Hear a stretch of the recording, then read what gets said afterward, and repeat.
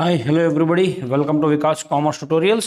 So ಸ್ನೇಹಿತರೆ, ಇವತ್ತಿನ topic ಏನಪ್ಪ ಅಂದರೆ ಇಂಗ್ಲೀಷ್ನಲ್ಲಿ ಪ್ಯಾಸೇಜ್ ರೈಟಿಂಗ್ ಅಂತ ಹೇಳಿ 10 ಮಾರ್ಕ್ಸ್ನ ಫಿಕ್ಸ್ ಕ್ವಶನ್ ಒಂದು ಎವ್ರಿ ಇಯರ್ ಅಥವಾ ಎವ್ರಿ ಮಾಡಲ್ ಕ್ವಶನ್ ಪೇಪರಲ್ಲಿ ನೀವು ಕಾಣ್ತೀರಿ. ಸೊ ಈ ಪ್ಯಾಸೇಜನ್ನು ಯಾವ ರೀತಿ ಸಾಲ್ವ್ ಮಾಡಬೇಕು, ಬಿಕಾಸ್ ಇದು ಫಿಕ್ಸ್ 10 ಕ್ವಶನ್ಸ್ 10 ಮಾರ್ಕ್ಸ್ಗೆ ಬರುವಂಥ ಪ್ರಶ್ನೆ, ಆರಾಮಾಗಿ 10 ಮಾರ್ಕ್ಸ್ ಸಲೀಸಾಗಿ ತೆಗೆದುಕೊಳ್ಬೋದಂಥ ಪ್ರಶ್ನೆ. ಸೊ ಈಗ ನಿಮ್ಮ ಮುಂದೆ ಒಂದು ಮಾಡಲ್ ಕ್ವಶನ್ ಪೇಪರ್ ಅದ. ಈ ಮಾಡಲ್ ಕ್ವಶನ್ ಪೇಪರ್ನಲ್ಲಿ again this is all related with 2024 fresh ಆಗಿರುವಂಥದ್ದು. ಸೊ ಒಂದು ಈ ರೀತಿ ಪ್ಯಾಸೇಜನ್ನು ಸಾಲ್ವ್ ಮಾಡಿದಾಗ 2-3 ಪ್ಯಾಸೇಜನ್ನು ಸಾಲ್ವ್ ಮಾಡಿದಾಗ ಎಕ್ಸಾಮ್ನಲ್ಲಿ ಇನ್ನಷ್ಟು ನಿಮಗೆ ಧೈರ್ಯ ಬರ್ತದೆ. ಸೊ ಹಾಗಾಗಿ ಇಲ್ಲಿ ಕ್ವಶನ್ ನಂಬರ್ 25 ಅಂತದ. ಸೊ ಈ ಪ್ಯಾಸೇಜನ್ನು ನಾವು ಸಾಲ್ವ್ ಮಾಡುವಂಥ ಕೆಲಸವನ್ನು ಇವತ್ತಿನ ಸೆಷನ್ನಲ್ಲಿ ಮಾಡುವಂಥದ್ದು. ಸೊ ಪ್ಯಾಸೇಜ್ ಮಾಡಬೇಕಾದ್ರೆ ಏನು ಮಾಡಬೇಕು, ಎಷ್ಟೋ ಜನ ಹೇಳ್ತಾರೆ ಏನಪ್ಪ ಅಂದರೆ ಪ್ಯಾಸೇಜನ್ನು ಪೂರ್ತಿ ಮೊದಲು ಓದ್ಕೊಂಡು ಬಿಡಿ, ಟಾಪ್ ಟು ಬಾಟಮ್ ಪ್ಯಾಸೇಜನ್ನು ಓದಬೇಕು, ಆನಂತರ ನೀವು ಆನ್ಸರನ್ನು ಮಾಡಬೇಕು ಅಂಥೇಳಿ. ಬಟ್ ಎಷ್ಟೋ ವಿದ್ಯಾರ್ಥಿಗಳು ಅದನ್ನು ಫಾಲೋ ಮಾಡಲ್ಲ. ಬಿಕಾಸ್ ಸರ್ ಪ್ಯಾಸೇಜ್ ಓದ್ಕೊಂಡು ಲಾಸ್ಟ್ ತನಕ ಓದುವಷ್ಟು ಪೇಷನ್ಸ್ ನಮ್ಮ ಹತ್ರ ಇಲ್ಲ, ತಾಳ್ಮೆ ಇಲ್ಲ. ಓಕೆ, ನೋಡೋಣ ಯಾವ ರೀತಿ ಆಗ್ತದೆ. ಅಥವಾ ಒಂದು ಕೆಲಸನ ಮಾಡ್ಬೋದು, ರಿವರ್ಸ್ ಆರ್ಡರ್ನಲ್ಲಿಯೂ ಕೂಡ ನಾವು ಹೋಗಬಹುದು. ನಾನು ಆ ರೀತಿ ಕೂಡ ಇಲ್ಲಿ ಮಾಡುವಂಥ ಪ್ರಯತ್ನವನ್ನು ಮಾಡ್ತೀನಿ. ನೀವು ಹೇಳ್ದಂಗೆ ಟಾಪ್ ಟು ಬಾಟಮ್ ಕೆಲವೊಂದು ಸಲ ಹೋಗುವಂತಹ ಒಂದು ಸಂಭಾವ್ಯತೆ ಕಡಿಮೆ ಆಗ್ತದೆ. ಸೊ ಪ್ರತಿಯೊಂದನ್ನು ಓದುವಂತಹ ಟೈಮ್ ಕೂಡ ನಮ್ಮ ಹತ್ರ ಇರಲ್ಲ. ಹಾಗಾಗಿ ನಾವು ಡೈರೆಕ್ಟ್ಲಿ ಏನು ಮಾಡೋಣಪ್ಪ ಅಂದರೆ ಫಸ್ಟ್ ಒಂದು ಸ್ಟ್ರಾಟಜಿಯನ್ನು ಅಪ್ಲೈ ಮಾಡಬೇಕು. ನೀವು ಫಸ್ಟ್ ಏನು ಮಾಡಬೇಕು ಅಂದರೆ ಇಲ್ಲಿ ಫಸ್ಟ್ ಪ್ಯಾರಾಗ್ರಾಫ್ ಒಂದನ್ನು ಮಾತ್ರ ಓದಿ. ಓಕೆ, ಅದಾದ ನಂತರ ನಿಮಗೊಂದು ಗ್ರಿಪ್ ಸಿಗ್ತದೆ. ಸೊ ಫಸ್ಟ್ ಏನು ಮಾಡಿರಿ, ಫಸ್ಟ್ ಪ್ಯಾರಾಗ್ರಾಫ್ ಏನು ಹೇಳ್ತಾ ಇದೆ ಅದನ್ನು ನೀವು ಓದ್ಕೊತ ಹೋಗಬೇಕು. ಫಸ್ಟ್ ಪ್ಯಾರಾಗ್ರಾಫ್ ಆದ ನಂತರ ಫಸ್ಟ್ ಕ್ವಶನ್ನ ನೋಡೋಣ. ಸೊ ಅದಾದ ನಂತರ ನಾವೇನು ಮಾಡೋಣಪ್ಪ ಅಂದರೆ ಕ್ವಶನನ್ನು ಓದಿ ಆನ್ಸರನ್ನು ಸರ್ಚ್ ಮಾಡೋಣ. But first condition first paragraph ಒಂದು ಓದಬೇಕು. Is it clear? ಅಂದರೆ ಗೊತ್ತಾಗ್ತದೆ ಯಾವುದ್ರ ಬಗ್ಗೆ ಒಂದು ಸ್ಟೋರಿಯನ್ನು ಹೇಳಲಿಕ್ಕೆ ಅವ್ರು ಹೋಗ್ತಾ ಇದ್ದಾರೆ ಅಂತ. ಸೊ ಇಲ್ಲಿ ಕ್ವಶನ್ನ ಓದ್ತೀನಿ. Long ago there lived a king who was unhappy. ಒಬ್ಬ ರಾಜ, ಯಾವ ರಾಜ ಅಪ್ಪ ಅಂದರೆ ಅವನು ಖುಷಿಯನ್ನು ಪಡೆದೇ ಇರುವಂಥ ಒಬ್ಬ ರಾಜ. ಅನ್ಹ್ಯಾಪಿ ಅಂದರೆ ಹ್ಯಾಪಿಯಾಗಿ ಇಲ್ಲಾಗಿದ್ದರು. The reason was simple. ಅವರ ಈ ಅನ್ಹ್ಯಾಪಿಗೆ ಅವರ ಕಾರಣ ಏನು, ಖುಷಿಯಾಗಿ ಇರದೇ ಇರುವುದಕ್ಕೆ ಕಾರಣ ಏನು? He was growing bald. Bald ಅಂದರೆ ಈ ತಲೆಯ ಕೂದಲು ಕಡಿಮೆ ಆಗ್ತದಲ್ಲ, ಅದಕ್ಕೆ ನಾವು ಬಾಲ್ಡ್ ಅಂತ ಕರಿತೀವಿ. ಅಂದರೆ ಈ ಕೂದಲು ಕಡಿಮೆ ಆಗ್ತಾ ಬರೋದಕ್ಕೆ ಬಾಲ್ಡ್ನೆಸ್ ಅಂತ ಕರಿತೀವಿ. ಸೊ ಅವರು ಆ ರೀತಿ ಬಾಲ್ಡ್ ಆಗ್ತಾ ಇದ್ರು. ಹಾಗಾಗಿ ಅವರು ಅನ್ಹ್ಯಾಪಿ ಅಂದರೆ ಖುಷಿ ಇರಲಿಲ್ಲ. ಯಾರಿಗಾದ್ರು ಸಹಜ ಅದ, ಕೂದಲ ಹೋಗ್ತಾ ಇದ್ದಾರೆ ಅಂದರೆ, ತಲೆ ಮೇಲಿನ ಕೂದಲ ಹೋಗ್ತಾ ಇದ್ದರೆ ಯಾರು ತಾನೇ ಖುಷಿಯಿಂದ ಇರ್ತಾರೆ? ಒಂದೊಂದು ರೀತಿ ಮನಸ್ಸಿಗೆ ನೋವಾಗುವಂಥದ್ದು. ಸೊ ಆ ರಾಜ ಕೂಡ ಹಂಗೆ ಆಗ್ತಾ ಇತ್ತು.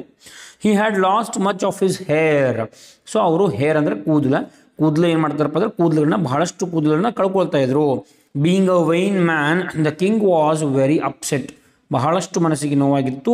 ಇದಕ್ಕೆ ಏನು ಮಾಡಬೇಕಪ್ಪ ಅಂದರೆ he wanted to find cure for his baldness. Cure ಅಂದರೆ ಮೆಡಿಸಿನ್, ಅದಕ್ಕೆ ಪರಿಹಾರ ಬೇಕಾಗಿತ್ತು. ಸೊ ಪರಿಹಾರ ಬೇಕು ಅನ್ನೋ ಸಲುವಾಗಿ he called his court physician ಅಂದರೆ ವೈದ್ಯರು. ಸೊ ವೈದ್ಯರನ್ನು ಕರೆದು and ordered him to prescribe medicine. However the physician said, your majesty, I am sorry, but there is no medicine for baldness. It is hereditary. You are a fool, said the king and threw him into the prison. ಇದೇನು ಹೇಳಕತ್ತಾನಪ್ಪ ಅಂದರೆ king ಒಂದಂತೂ ನಿಮಗೆ ಗೊತ್ತಾಯಿತು, ರಾಜ ಮನುಷ್ಯ ಅದನ್ರಿ. ಕಿಂಗ್ಗೆ ಏನಾಗ್ತಾ ಇದೆ, ಮನಸ್ಸಿಗೆ ಖುಷಿ ಇಲ್ಲ.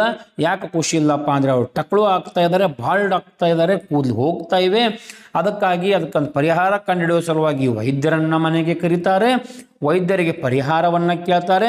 ವೈದ್ಯರನ್ನ ಹೇಳ್ತಾರೋ, sir I am sorry, your majesty, I am sorry, there is no medicine. ಯಾವುದೇ ಮೆಡಿಸಿನ್ ಇಲ್ಲ ಬಾಲ್ಡ್ನೆಸ್ಗೆ. There is no medicine. It is hereditary. Hereditary ಅಂದರೆ ಅದು ವಂಶ ಪಾರಂಪರೆಯಾಗಿ ಬಂದಿರುವಂಥದ್ದು. ಕೆಲವೊಂದು ಸಲ ಇರ್ತಾವೆ ನೋಡ್ರಿ, ಅದು ಯಾರ್ದೋ ಗುಣ, ನಿಮ್ಮ ತಂದೆ ತಾಯಿಯವರ ಗುಣ ನಿಮ್ಮಲ್ಲಿ ಬಂದಿರ್ತದೆ. ನಾಳೆ ನಿಮ್ಮ ಜನ್ರೇಷನ್, ನಿಮ್ಮ ನೆಕ್ಸ್ಟ್ ಜನ್ರೇಷನ್ ಕಂಟಿನ್ಯೂ ಆಗ್ತದೆ. ಹೆರಿಡಿಟರಿ. ಒಬ್ಬ ದಪ್ಪ ಇರ್ತಾರೋ, ಎಲ್ಲರ ಮನೆಯವ್ರು ದಪ್ಪ ಆಗ್ತಾರೆ. ಒಬ್ಬರು ಯಾರೋ ಸಣ್ಣ ಇರ್ತಾರೆ, ಎಲ್ಲರೂ ಸಣ್ಣ ಇರ್ತಾರೆ. ಅದು ಹೆರಿಡಿಟರಿ ಅಂತ ಕರಿತೀವಿ. ಅದು ಅವ್ರವ್ರ ಮನೆಯಲ್ಲಿ ಯಾರೋ ಒಬ್ಬರು ಹಾಗಿರ್ತಾರೆ. ಸೊ ಅದು ಕಂಟಿನ್ಯೂ ಹಾಕುವಂತ ಹೋಗ್ತದೆ. ಅದೇ ರೀತಿ ಅದು ಹೆರಿಡಿಟರಿ ಅದ ರೀ ಸರ, ನಿಮಗೆ ಕೂದಲು ಬರಲಿಕ್ಕೆ ಸಾಧ್ಯವಿಲ್ಲ ಅಂತೇಳಿ ಆ ವೈದ್ಯರು ಆ ರಾಜನಿಗೆ ಹೇಳುವಂಥ ಕೆಲಸ ಮಾಡ್ತಾ ಇದ್ದಾರೆ. ಸೊ ಫಸ್ಟ್ ಪ್ಯಾರಾಗ್ರಾಫನ್ನು ಓದಿದ ನಂತರ ಮುಂದೆ ಐಡಿಯಾ ಬರ್ತದೆ. ಈ ಸ್ಟೋರಿ ಯಾವುದ್ರ ಬಗ್ಗೆ ಅದ? ರಾಜನ ಬಗ್ಗೆ. ತಲೆಯ ಕೂದಲು ಹೋಗ್ತಾ ಇದೆ, ಅದಕ್ಕೆ ಪರಿಹಾರ ಕಂಡುಹಿಡಿಬೇಕು. ಯಾರನ್ನು ಕರೆಸ್ತಾ ಇದ್ದಾರೆ? ವೈದ್ಯರನ್ನು ಕರೆಸ್ತಾ ಇದ್ದಾರೆ. ಈ ರೀತಿ ಸ್ಟೋರಿ ಅದ. ಸೊ ಇದಕ್ಕೆ ಸಂಬಂಧಪಟ್ಟಂತಹ ಮುಂದೆ ಕಂಟಿನ್ಯೂ ಹಾಕುವಂತ ಹೋಗ್ತಿರ್ತದೆ. ಸೊ ಹಾಗಾಗಿ ಯಾವಾಗಲೂ ಫಸ್ಟ್ ಪ್ಯಾರಾಗ್ರಾಫ್ ಓದೋದು very important. Is it clear? So ನಾನು ಡೈರೆಕ್ಟ್ ಏನು ಮಾಡ್ತೀನಪ್ಪ ಅಂದರೆ ಕ್ವಶನ್ಸ್ಗೆ ಬರುವಂಥ ಕೆಲಸವನ್ನು ಮಾಡ್ತೀನಿ. ಓಕೆ, ಕ್ವಶನ್ಸ್ ಇಲ್ಲದ ನೋಡ್ರಿ, 10 ಕ್ವಶನ್ಸ್ ಕೊಟ್ಟಿರ್ತಾರೆ ಅವರು. A, why was king unhappy? King ಯಾಕೆ ಅನ್ಹ್ಯಾಪಿ ಆಗಿದ್ರು? ಇಲ್ಲಿ ರೀಸನನ್ನು ಫಸ್ಟ್ ಆನ್ಸರ್ ಯಾವ ರೀತಿ ಬರೀಬೇಕು, ಕ್ವಶನ್ ನಂಬರನ್ನು ಹಾಕ್ರಿ, ಆನ್ಸರ್ ಎ ಅಂತ ಬರೀರಿ. ಆನ್ಸರ್ ಎ ಏನು ಹೇಳ್ತಾ ಇದೆ, king was unhappy. Why was king unhappy ಅಂತ ಕೇಳಕತ್ತಾರೆ ಅವರು. So king was unhappy because ಮುಗೀತು. ಇಷ್ಟು ಬರೋದು ನಾವು ಏನು ಮಾಡೋಣಪ್ಪ ಅಂದ್ರೆ ಆ ಸೆಂಟೆನ್ಸನ್ನು ಓದೋಣ ಎಲ್ಲೈತಿ ಅಂತೇಳಿ. ಇಲ್ಲದ ನೋಡ್ರಿ, there lived king was unhappy.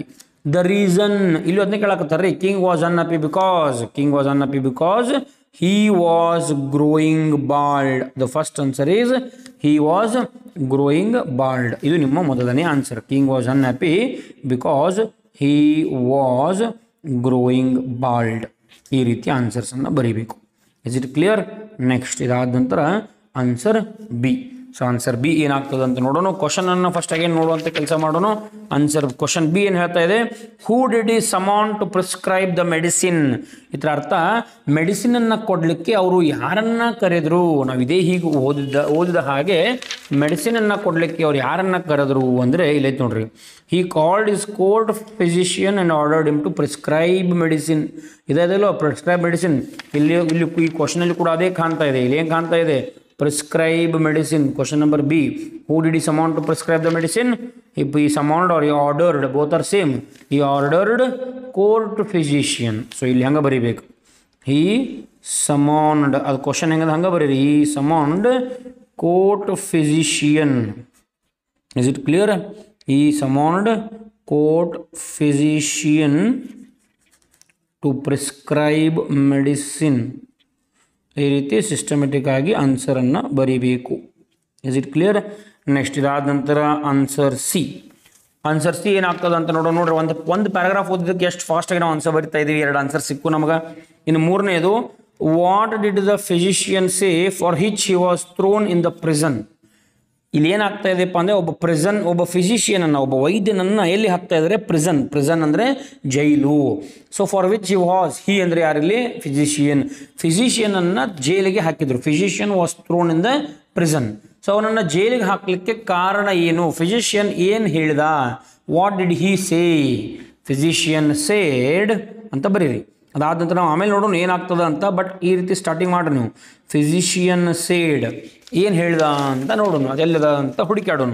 Okay, ಇಲ್ಲಿಂದ ಬರ್ತೀನಿ second sentence. All the eminent physicians of the land and commanded them to find a magic medicine to make his hair grow, but all the same thing to say.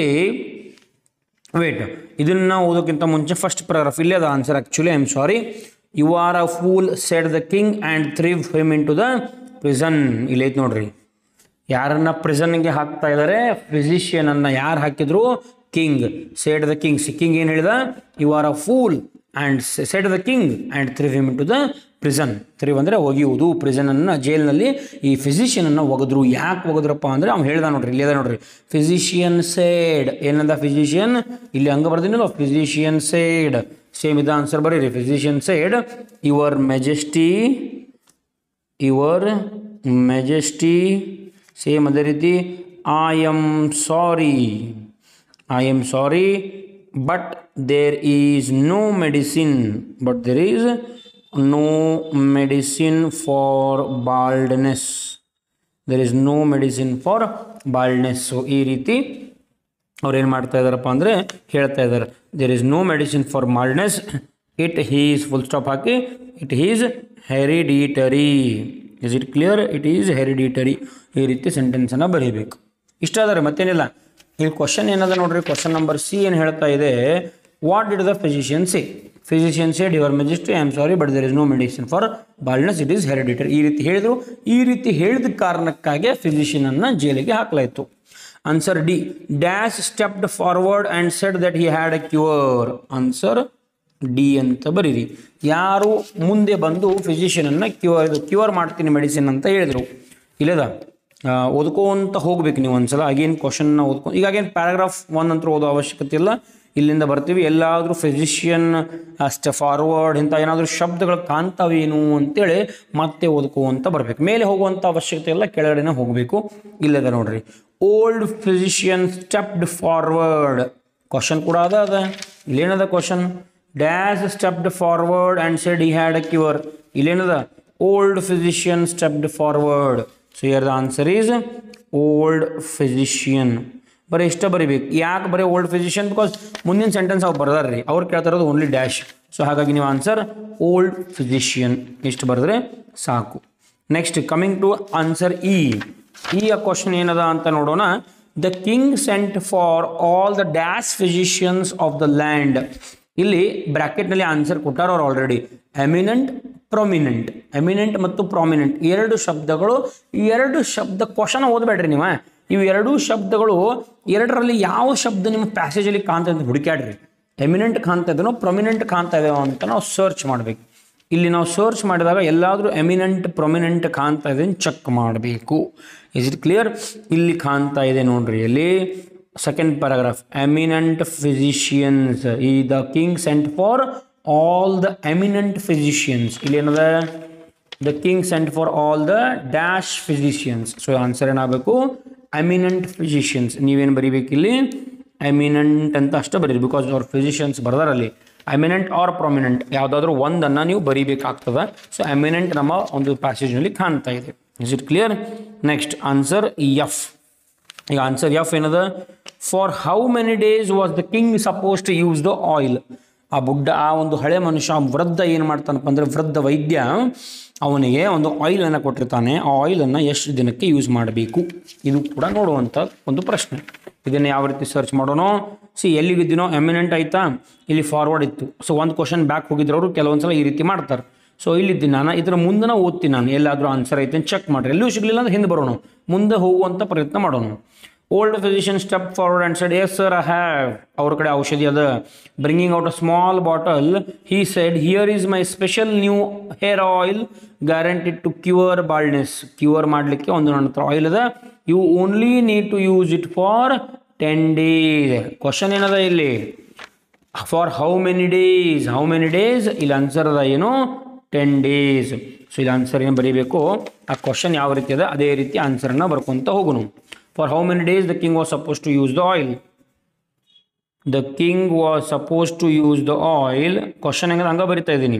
The king was supposed to use the oil for 10 days.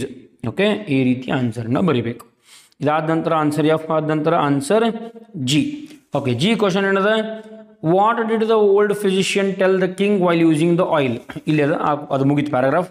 ಅಲ್ಲಿಂದ ಮುಂದೆ ಬರ್ತಾ ಇದ್ದೀನಿ. Physician ಏನು ಹೇಳಿದ, ಆಯಿಲನ್ನು use ಮಾಡಬೇಕಾದ್ರೆ physician ಏನು ಹೇಳ್ತಾ ಇದ್ದಾನೆ ಅಂತೇಳಿ ಕ್ವಶನ್ ನಂಬರ್ ಜಿ ಹೇಳ್ತಾ ಇದೆ. ಸೊ ಏನು ಹೇಳಿದ ಅಂತ ನೋಡೋಣ. So you should use it for 10 days, applying it half an hour before bathing. Within 10 days you will have a luxuriant crop of jet black hair ಅಂತ ಅದ. ಸೊ ಇಲ್ಲಿ ಹೇಳಿದ ನೋಡ್ರಿ, wonderful exclaimed the king as he took the bottle. Then the physician added, just one sir, 1 minute. If you think of coconuts, ಇಲ್ಲೂ ಏನದ, what did the old physician tell the king while using the oil. ಇಲ್ಲದ ನೋಡ್ರಿ, ಏನದ answer, while applying this oil. Applying ಅಂದರೆ ಏನು, using, both are same. ಏನು ಮಾಡಬೇಕಪ್ಪ ಅಂದರೆ ಆ ಓಲ್ಡ್ ಫಿಸಿಷಿಯನ್ ಏನು ಹೇಳ್ದ ಅಂತ ಕೇಳಾಕತ್ತಾರ. ಅವನು ಏನು ಹೇಳ್ದ, sir if you think of coconuts while applying this oil it will work. ಅವ್ರು ಹೇಳಾಕತ್ತಿದ್ದು, if you think of coconuts while applying this oil it will work. So ಇಲ್ಲಿ ಏನದ question, what did the old physician tell. The old physician told. ಈ ರೀತಿ ಬರಿಬೇಕು. ಆ question ಹೆಂಗದ ಹಂಗೆ ಬರೀರಿ. The old physician told. Okay, what did he tell? He told that, ಈ ರೀತಿ ಬರೀರಿ, if you think of coconuts, ಇಲ್ಲಿ ಹಂಗೆ ಬರೋಣ, if you think of coconuts while applying this oil will work. Is it clear? If you think of coconuts while applying it will work. So ಈ ರೀತಿ ನಿಮ್ಮ answer ಆಗಿರಬೇಕು. 1 mark ಸಿಗ್ತದೆ. ಅದಾದ ನಂತರ coming to answer H. Question ಏನಂತ ನೋಡೋಣ. How many days did the king use the oil. King ಇದನ್ನು ಎಷ್ಟು ದಿನ ಬಳಸಿದ ಅಂತೇಳಿ ಇಲ್ಲಿ ಕ್ವಶನ್ ಅದ. How many days did the king use the oil. ಇಲ್ಲಿ ಮುಂದೆ ಓದ್ಕೊಂತ ಹೋಗೋನು. This is not a problem said the king happily. Old physician was richly rewarded and all were freed. Early the next morning king was all set to try the new oil. ಹೊಸ oil use ಮಾಡಬೇಕು. He took the bottle and open it. Now remember that he was not to think about coconuts while applying the oil. Suddenly a picture of coconut tree bearing a thick bunch of coconut flashed in his mind's eye. Is it clear?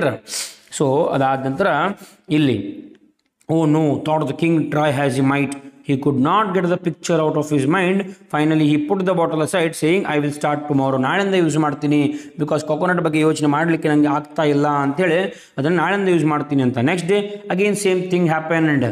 He had hardly lifted the bottle when he thought of coconut, so he could not use to that day either. Thereafter, every single day, whenever he took the bottle, he would remember something associated with coconuts, green coconuts, coconut water, or even coconut burfi. Earlier, he had never bothered about coconuts. Now he seemed obsessed with them. By and by, he would automatically remember the coconuts. The moment his eye fell on the bottle of the oil, the bottle stood on the shelf unused. Finally, the king thought that he had had enough. He declared, I will never use this oil. Very simple question another. How many days did the king use the oil? Ille the last line again. I will never use the oil. Andre artha king ಒಂದು ದಿನಾನೂ ಕೂಡ ಆಯಿಲನ್ನು use ಮಾಡಲೇ ಇಲ್ಲ. I will never use the oil. King oil use ಮಾಡಲೇ ಇಲ್ರಿ. So ಇಲ್ಲಿ question ನಿಮ್ಮನ್ನು ಕನ್ಫ್ಯೂಸ್ ಮಾಡ್ತಾ ಇದೆ. ಹೌ ಮೆನಿ ಡೇಸ್, ಈಗ ಎಷ್ಟು ವಿದ್ಯಾರ್ಥಿ ಮಾಡ್ತಾರೆ ಹೌ ಮೆನಿ ಡೇಸ್ ಅಂದಾಗ ಇಲ್ಲದ 10 days. ಸೊ ನೀವು 10 days ಆನ್ಸರ್ನ ಬರೀತೀರಿ, ಇದಲ್ಲ. How many days he use the oil, he never used. ಅರ್ಥ ಆಯ್ತಾ? ಸೊ ಹಾಗಾಗಿ ಆನ್ಸರ್ ಇಲ್ಲಿ ಏನು, the king never used the oil ಅಂತ ಬರೀಬೇಕು. Never used the oil. This is your correct answer. H ಆದ ನಂತರ ಐ ಅಂದರೆ 9ನೇ ಕ್ವಶನ್. ಏನಿದೆ question, what did you think of whenever he used oil. ಏನು ವಿಚಾರ ಮಾಡ್ತಾಯಿದ್ರು ಆಯಿಲನ್ನು ಯೂಸ್ ಮಾಡಬೇಕಾದ್ರೆ, ಏನು ವಿಚಾರ ಮಾಡಿದ್ರು ಅಂತ. ಅಗೇನ್ ಲಾಸ್ಟ್ ಸೆಂಟೆನ್ಸ್ಗೆ ಆಲ್ರೆಡಿ. ಸೊ ನಾವು ಮತ್ತೆ ಮೇಲೆ ಹೋಗಬೇಕು. ಆ ಕೊಕೊನಟ್ಸ್ ಎಲ್ಲದ ಅಲ್ಲಿ ಹುಡುಕಾಡ್ರಿ, ಬಿಕಾಸ್ ಅಲ್ಲೇ ಥಿಂಕಿಂಗ್ ಅನ್ನೋದಿತ್ತು, ಥಿಂಕ್ ಆಫ್ ಕೊಕೊನಟ್ಸ್ ಅಂತ ಇತ್ತು. ಸೊ ಇಲ್ಲಿ ಎಲ್ಲಿ ಬರ್ತದೆ, ದ್ಯಾಟ್ ಈಸ್ ನಾಟ್ ಹಿಂಗೆ ಎಲ್ಲ ಹೇಳಿದ್ರೆ ಇಲ್ಲದ ನೋಡ್ರಿ. Oh no thought the king try as he might, he could not get the picture out of his mind. Finally he put the bottle aside saying I will start tomorrow. So ಇಲ್ಲಿ ಏನಾಗ್ತಾ ಇದೆ, he was not suppose to think of coconuts. Suddenly a picture of coconut tree bearing a bunch of coconut. ವೈದ್ಯರು ಏನು ಹೇಳ್ತಾರಪ್ಪ ಅಂದರೆ ಕೊಕೊನಟನ್ನು think ಮಾಡಬಾರ್ದು ಅಂತ ಹೇಳ್ತಾರೋ, but king ಪದೇ ಪದೇ ಪದೇ ಕೊಕೊನಟ್ ಬಗ್ಗೆ ಥಿಂಕ್ ಮಾಡ್ತಿರ್ತಾನೆ. ಸೊ ಇಲ್ಲಿ ಕ್ವಶನ್ ಏನದ, what did you think of whenever he use the oil. ಅವ್ರು ಏನನ್ನ ಯೋಚಿಸ್ತಾ ಇದ್ರು, ಅವ್ರು ಏನನ್ನ ಯೋಚಿಸ್ತಾ ಇದ್ರಪ್ಪ ಅಂದರೆ ಕೊಕೊನಟ್ಸ್ ಬಗ್ಗೆನ ಯೋಚನೆ ಮಾಡ್ತಾ ಇದ್ರು. Is it clear? ಇಲ್ಲದ ನೋಡ್ರಿ. ಹಿ ವುಡ್ ರಿಮೆಂಬರ್. ರಿಮೆಂಬರ್ ಅಂದರೆ ಏನು, ರಿಮೆಂಬರ್ ಅಂದ್ರೇ ಥಿಂಕ್. He would think. ಇಲ್ಲೋದ what did you think, remember ಅಂದ್ರೆ think. He would remember something associated with coconuts. So ಇಲ್ಲಿ ಏನು ಬರೀಬೇಕು, king used to remember. King use to remember ಏನಂತ ಬರೀಬೇಕು, remember something associated with coconuts. King use to remember something associated with coconuts while using the oil. Very simple. ಈ ರೀತಿ ಆನ್ಸರ್ನ ಬರೀಬೇಕು.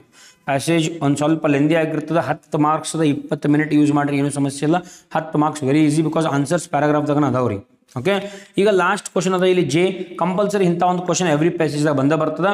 Add suffix to the form its antonym. Antonym ಅಂದರೆ ವಿರುದ್ಧಾರ್ಥಕ ಪದಗಳು ಅಂತ ಕರಿತೀವಿ. ಈಗ ಸಫಿಕ್ಸ್ ಅಂದರೆ ಏನು, ಪ್ರಿಫಿಕ್ಸ್ ಅಂದರೆ ಏನು. ಸಫಿಕ್ಸ್ ಮತ್ತು ಪ್ರಿಫಿಕ್ಸ್ ಅಂತ 2 ಶಬ್ದಗಳು ಬರ್ತಾವ್ರಿ. ಪ್ರಿಫಿಕ್ಸ್ ಅಂದರೆ ಮುಂಚೆನೇ ಯೂಸ್ ಮಾಡುವಂಥದ್ದು, ಸಫಿಕ್ಸ್ ಅಂದರೆ ಆ ಶಬ್ದದ ಕೊನೆಗೆ ಯೂಸ್ ಮಾಡುವಂಥದ್ದು. ಪ್ರಿಫಿಕ್ಸ್ ಶಬ್ದಕ್ಕಿಂತ ಮುಂಚೆ, ಸಫಿಕ್ಸ್ ಶಬ್ದ ಆದ ನಂತರ. ಆಂಟೋನಿಮ್ ಬರಬೇಕು ಅಂದರೆ ವಿರುದ್ಧ ಪದ ಬರಬೇಕು, ಯೂಸ್ ಅಪೋಸಿಟ್ ಬರಬೇಕು. ಬಟ್ ಆ ವರ್ಡ್ ಎಲ್ಲ ಇಡಬೇಕು, ಆ ಥರ ಆದ ನಂತರ ಆ್ಯಡ್ ಮಾಡಬೇಕು. So use in opposite, use less. ಉಪಯೋಗಕ್ಕೆ ಬರುವುದು ಉಪಯೋಗ, ಉಪಯೋಗಕ್ಕೆ ಬಾರದು ಅದಕ್ಕೆ ಯೂಸ್ಲೆಸ್ ಅಂತ ಕರಿತೀವಿ. ಸೊ ಇಲ್ಲಿ ಆಂಟೋನಿಮ್ ಯಾವುದಾಗ್ತದೆ, answer J, use. So antonym ಯಾವುದು, ಯೂಸ್ಲೆಸ್. Is it clear? ಈ ಲೆಸ್ ಅನ್ನೋದೇನದ, this less is called as suffix. So useless ಅಂದರೆ ಉಪಯೋಗಕ್ಕೆ ಬರ್ತಾ ಇಲ್ಲ. ಇದು ವಿರುದ್ಧಾರ್ಥಕ ಪದನೂ ಆಯಿತು, ಸಫಿಕ್ಸ್ ಕೂಡ ಆ್ಯಡ್ ಮಾಡಿದ್ವಿ. ಸೊ ಇಲ್ಲಿಗೆ ಈ ಪ್ಯಾಸೇಜ್ ಮುಗಿತದೆ. ಈ ರೀತಿ ಪ್ಯಾಸೇಜನ್ನು ಓದಬೇಕು. ಯಾವಾಗಲೂ ಫಸ್ಟ್ ಪ್ಯಾರಾಗ್ರಾಫನ್ನು ಓದ್ರಿ, 2-3 ಆನ್ಸರ್ ಸಿಗ್ತಾವು. ಅದಾದ ನಂತರ ಲಾಸ್ಟ್ ಕ್ವಶನ್ಸ್ಗಳಿಂದ ವಾಪಸ್ ಆನ್ಸರ್ ಹುಡುಕುವಂಥ ಪ್ರಯತ್ನ ಮಾಡಬೇಕು. ಕೆಲವೊಂದು ಸಲ ಮುಂದಿನ ಹೋಗಬೇಕು, ಬಟ್ ಒಂದು ಕ್ವಶನ್ ಹಿಂದೆ ಹೋಗುವಂಥ ಪ್ರಸಂಗ ಬರ್ತದೆ. ಓಕೆ, ಇದು ಯಾರಿಗೆಲ್ಲ ಹೆಲ್ಪ್ ಆಗ್ತದೆ ಅನ್ಸ ಅವರೆಲ್ಲರೂ ಕೂಡ ಶೇರ್ ಮಾಡುವಂಥ ಕೆಲಸ ಮಾಡಿರಿ. All the best for your English paper. So ನಾನು ಇನ್ನು ಲಿಂಕರ್ಸ್ ಬಗ್ಗೆ ಕೂಡ ಒಂದು ವಿಡಿಯೋನ ಮಾಡ್ತೀನಿ. ಆಮೇಲೆ ಅಂಡರ್ಲೈನ್ಡ್ ವರ್ಡ್ಸ್ ಬಗ್ಗೆ ಇಲ್ಲಿ ಕಾಣ್ತದೆ, ಇದರ ಬಗ್ಗೆ ಕೂಡ ಒಂದು ವಿಡಿಯೋನ ಮಾಡ್ತೀನಿ. ಲೆಟರ್ ರೈಟಿಂಗ್, ಲೆಟರ್ ಕೂಡ 5 ಮಾರ್ಕ್ಸ್ಗೆ ಬರುವಂಥ ಇಂಪಾರ್ಟೆಂಟ್ ಪ್ರಶ್ನೆ, ಲೆಟರ್ ಯಾವ ರೀತಿ ಬರೀಬೇಕು ಅನ್ನೋದ್ರ ಮೇಲೆ ಕೂಡ ವಿಡಿಯೋ ಸೆಷನ್ ಬರ್ತದೆ. So thank you for watching Vikas Commerce tutorials.